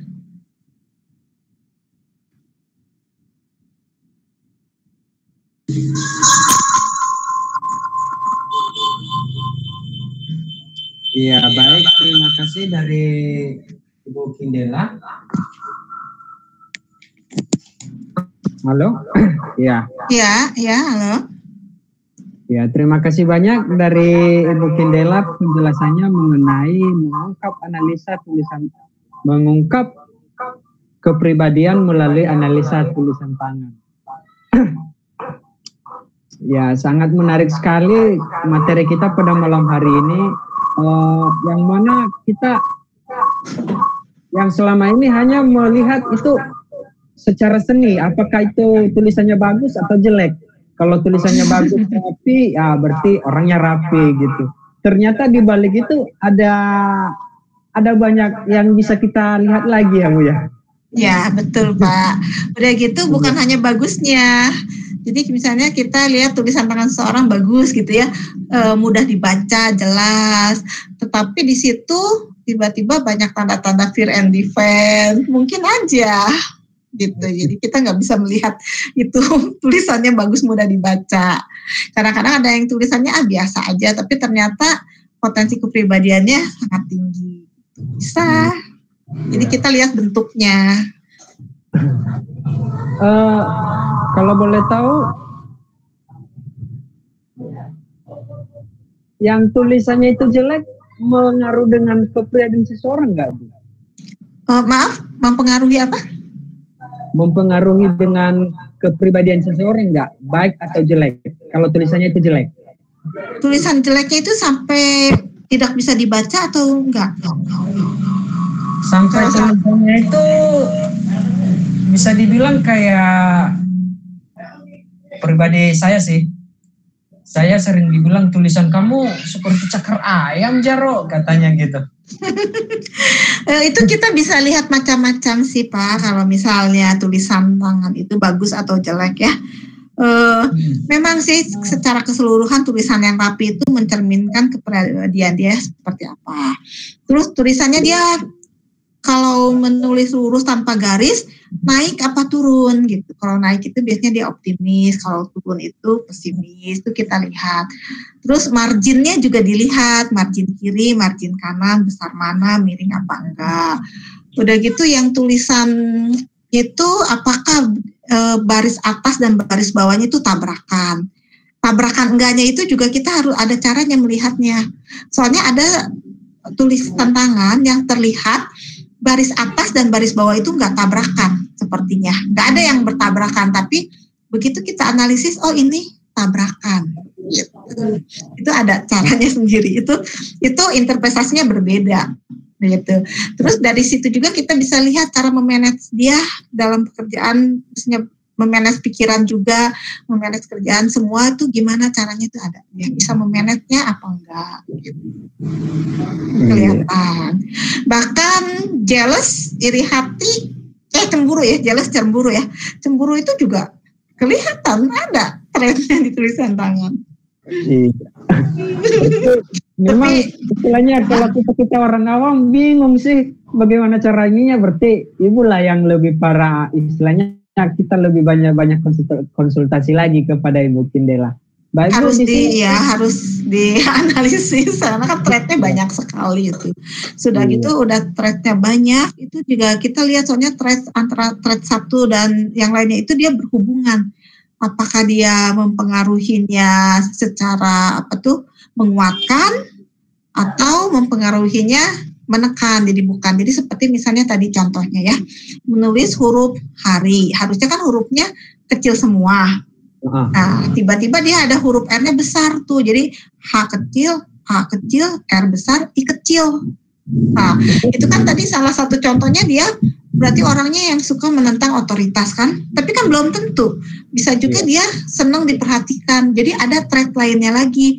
Ada nggak tulisan lain yang senang diperhatikannya? Ada nggak yang trait lain yang dia suka menentang otoritasnya gitu. Jadi itu harus digabung-gabung ngelihatnya, nggak hanya dari satu itu aja. Iya. Baik Bu, di sini kita ada pertanyaan dari Pak Yolius Wijaya Saputra. Thanks dari Kindela, penerapannya sangat jelas dan tersusun rapi. Dari Bu Erna Sofia, tulisan bisa diarahkan sejak dini atau tidak? Ya, langsung dijawab ya. Ya, terima kasih Bu Erni, bagus ya pertanyaannya. Ya, betul. Tulisan bisa diarahkan sejak kecil. Makanya dari kecil kan kita belajar menulis halus ya. Waktu SD kan dari kecil kan dari SD kita belajar. Anak-anak sekarang juga sama ya, belajar menulis halus seperti itu ya. Ada standarnya kan, nulis huruf A itu seperti apa, B itu apa. Terus bukunya kan yang bergaris-garis kan besar kecil ya kayak tadi contoh. Tapi ternyata sudah besar tulisannya nggak ada yang sama, beda-beda. Nah, uniknya itu. Betul, itu memang bisa diarahkan sejak kecil, tapi nanti akhirnya perkembangannya seperti apa ya tergantung perkembangan kepribadian si anak itu. Berubah semua. Dan itu unik, tiap orang lain-lain. Padahal waktu kecil misalnya sekelas nih, misalnya sekelas ada 20 anak, gurunya kan cuma satu. Nulis kan sama, diajarnya seperti itu, tapi nyatanya beda-beda. Ada yang jadi tulisannya kecil, ada yang jadi tulisannya besar, ada yang tadinya diajarkannya miring kanan, tahu-tahu jadi tegak, diajarkannya standarnya bersambung. Sekarang anak-anak sekarang kita lihat tulisan printing ya, satu-satu semua. Nah, itu kan beda karakternya. Cobalah perhatikan generasi-generasi orang tua kita, misalnya tulisannya seperti apa. Rata-rata miring kanan bersambung saya. Generasi saya banyak yang masih miring kanan, tapi sudah mulai tegak dan sudah mulai juga nggak terlalu bersambung juga. Ada yang mulai printing.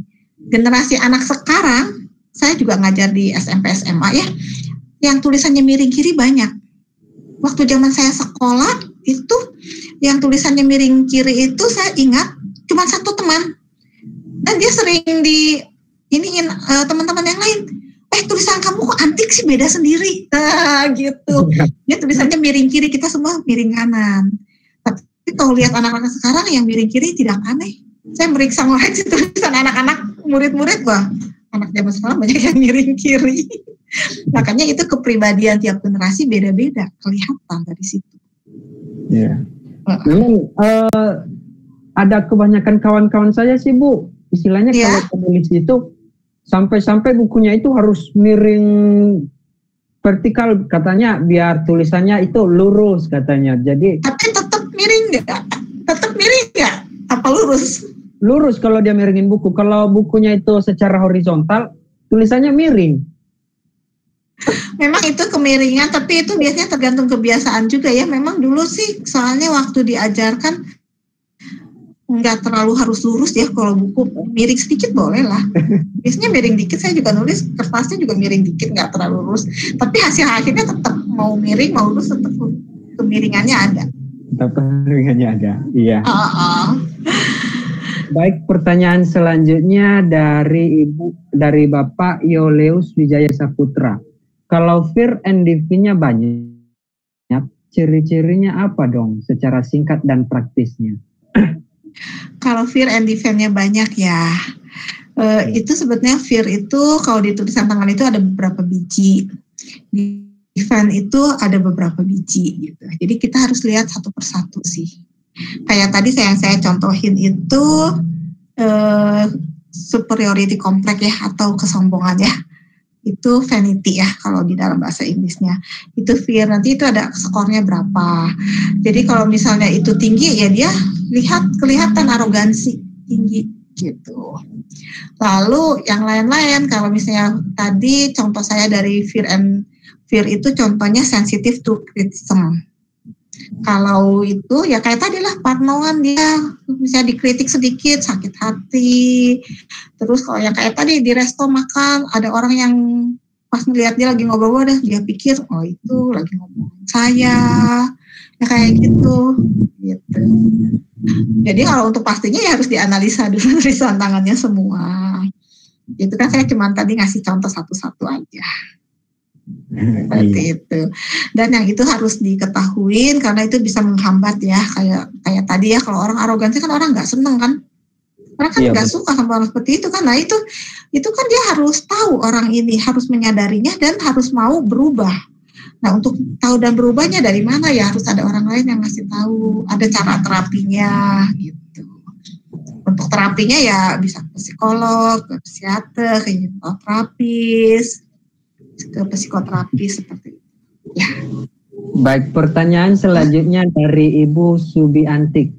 Mbak Kindela, untuk terapi tulisan tangan biasanya berapa lama dan berapa biayanya? Terima kasih. Halo, maaf tadi saya nggak dengar pertanyaannya apa ya? Iya, saya ulang. Pertanyaan dari Ibu Subiantik. Iya. Mbak Kindela, untuk terapi tulisan tangan biasanya berapa lama dan berapa biayanya? Maksudnya untuk terapi atau untuk analisis tulisan tangan? Untuk terapi. Untuk terapi, kalau di dalam tulisan tangan itu memang ada yang namanya grafoterapi, tapi itu bukan untuk menerapi kelainan-kelainan ya. Kalau misalnya sekarang ternyata di analisa tulisan tangannya itu ada misalnya sensitive to criticism, yang huruf D-nya itu besar misalnya. Nah, setelah kita tahu, saya tidak mau, jadi saya rubah nulis huruf D-nya. Nulis huruf D-nya rubah menjadi nggak ada loop-nya misalnya. Nah, dengan berubah itu bukan berarti kita langsung hilang loh sensitive to criticism-nya, tapi dia akan muncul di huruf lain thread-nya yang nanti artinya mirip dengan sensitive to criticism itu. Gitu. Jadi kita nggak boleh merubah seperti itu. Di dalam grafologi memang ada yang namanya grafoterapi, tapi grafoterapi itu bukan merubah tulisan atau belajar menulis lagi kayak anak kecil, kayak dulu yang huruf A seperti apa, B seperti apa, bukan. Tapi dia kayak lingkaran-lingkaran gitu ya. Jadi dia melatih otot-otot motoriknya supaya luas gitu. Tapi itu kan butuh lama kayak gitu ya untuk terapi. Kalau untuk terapi psikis saya sih lebih cenderung cara lain lah, yang psikoterapis lah. Kalau untuk grafoterapi memang itu untuk melatih otot-otot motorik tangannya. Itu memang butuh waktu lama, butuh ketekunan kayak gitu. Kalau soal biayanya bagaimana, Bu? Bukan grafoterapi mungkin ya, kalau biayanya itu untuk analisis tulisan tangan ya. Seperti yang di slide saya yang terakhir. Oh iya. Di slide saya yang terakhir itu macam-macam. Ada yang hanya singkat, ada yang sedang, ada yang untuk perekrutan pegawai, untuk penjurusan anak sekolah. Terus ada juga yang untuk mendeteksi adanya gangguan-gangguan mental. Ya, itu beda lagi, beda-beda memang. Itu bisa japri. Bisa japri, udah ada nomor saya ya di 081 22 11 1374. Iya, baik. Dari pertanyaan Ibu Subianti, boleh japri langsung dengan Ibu Kindela, ahlinya yang sebagai narasumber kita pada malam hari ini. Pertanyaan selanjutnya dari Sanon Solastista. Bu Kindela, jika sering muncul huruf R kapital di tengah-tengah kata, apakah ada makna tertentu? Ya, terima kasih Pak Bu Sanon ini. Yeah. Itu tadi saya hanya contoh ya, misalnya nulis kata hari, R-nya huruf besar. Itu bisa di huruf lain. Misalnya huruf hari, huruf A-nya besar ya bisa. Atau bisa di kata lain, misalnya nulis kata minggu misalnya. Tiba-tiba huruf I-nya besar atau huruf N-nya besar. Itu sama semua artinya, ada maknanya. Maknanya ya tadi sih saya contohnya ada 3 ya. Misalnya dia butuh perhatian, terus atau dia suka menentang otoritas. Tapi nggak bisa hanya dilihat dari huruf besar itu aja, harus dilihat thread lainnya, apakah menunjang atau tidak. Kalau misalnya ada thread lain yang menunjang, dia butuh perhatian, misalnya ada thread yang attention, desire for attention ada, nah berarti dia senang perhatian. Kalau misalnya ada thread yang devian yang tadi Kak, nah berarti dia suka menentang otoritas. Terus ada juga thread-thread lainnya gitu. Jadi nggak bisa hanya satu sih, harus dilihat keseluruhan. Oh, iya. Berarti ada persentasenya ya Bu ya? Sebenarnya ada, makanya udah pakai sistem scoring. Sistem scoring, sudah gitu ada lagi sistem, kalau misalnya thread A ditambah thread B ditambah thread C sama dengan apa gitu. Misalnya thread A ditambah thread B ditambah thread F sama dengan apa, itu ada kayak gitu. Iya, baik. Jadi harus dipelajarin dulu sih kalau mau menguasai. Iya.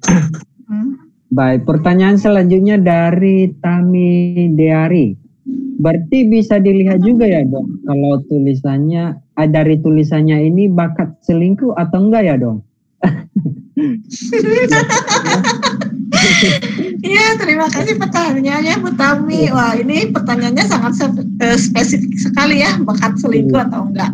Kalau bakat selingkuh atau enggak itu kita nggak bisa tahu ya. Paling kita tahunya apakah dia ada kemungkinan kecenderungan manipulasi atau suka bohong. Nah, kecenderungan manipulasi atau suka bohongnya kita nggak tahu, dia suka manipulasi di mana atau suka berbohong di mananya kita nggak tahu gitu. Kalau misalnya suka selingkuh kan berarti dia suka berbohong kepada pasangannya tuh, maksudnya kan? Nah, itu ada trait suka berbohong, tapi sama aja trait suka berbohong kepada pasangannya sama trait suka berbohong kepada teman, kepada atasan. Itu sama aja traitnya, jadi kita nggak tahu gitu loh. Ini istilahnya pertanyaan ini kemana ya, istilahnya lebih mengarah ke yang jadi spesifik satu hal itu nggak bisa. Spesifik satu hal kita nggak bisa. Kalau kita manipulasi atau bohong memang ada, tapi manipulasi atau bohongnya kan bisa hal lain kan. Iya. Berubah lagi dari tergantung diri sendiri lah istilahnya. Iya betul. Cuma kita tahu ini orang punya tendensi manipulasi. Manipulasinya kan bisa manipulasi data, benar bisa kan? Manipulasi apa? Kita nggak tahu. Jadi jangan yang spesifik selingkuh atau apa. Ya, silahkan lanjut. Baik. Dari Ibu Erna Sofia, betul zaman dulu waktu SD belajar menulis memakai buku garis 3, ada tebal tipisnya. Dari Ibu Erna Sofia lagi, berarti melihat tulisan tangan sebagai diagnosa awal ya. Baik, terima kasih dari teman-teman semua, sportifnya berupa pertanyaan-pertanyaan, dan terima kasih juga dari Bu Kindela atas presentasi ataupun ilmu pengetahuan yang Ibu bagikan kepada kita pada malam hari ini. Dan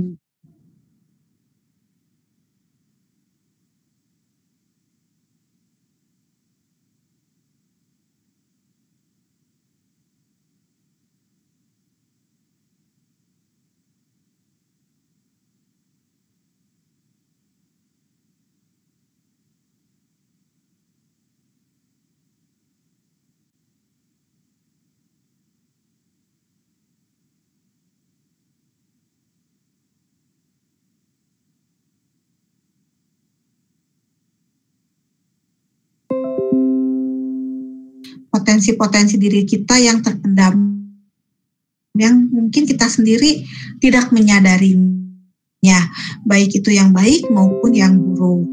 Nah, dengan analisa tulisan tangan ini kita bisa lebih memahami, lebih mengetahui karakter atau kepribadian kita, juga potensi diri. Kalau misalnya ada karakter atau kepribadian kita yang bisa menghambat kemajuan kita bisa deteksi dari analisa tulisan tangan, lalu kita bisa cari solusinya, jalannya, supaya hambatan-hambatan ini bisa dibereskan ya, sehingga potensi dalam diri kita bisa optimal. Lalu kalau misalnya kita sudah tahu ada potensi diri kita yang tinggi, tapi kita belum mengoptimalkannya, kita bisa menggali, meningkatkannya sehingga bisa optimal. Dengan demikian kita bisa lebih maju dalam perkembangan kepribadian, maju juga dalam